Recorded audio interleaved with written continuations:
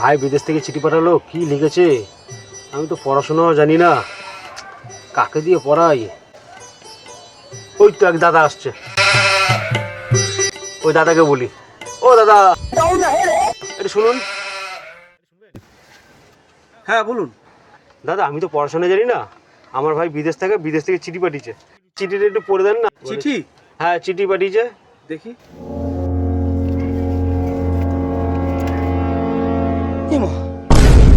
কি লিখেছে? ও মাই গড, কি হয়েছে দাদা, এরকম করছেন? কিছু কিছু খারাপ কথা লিখেছে? কি লিখেছে চিঠিতে, এরকম করছেন কেন আপনি? ও দাদা একটু বলেন না কি লিখেছে। কি করে বলি আপনাকে? একটু বলুন না কি হয়েছে, কি লিখেছে।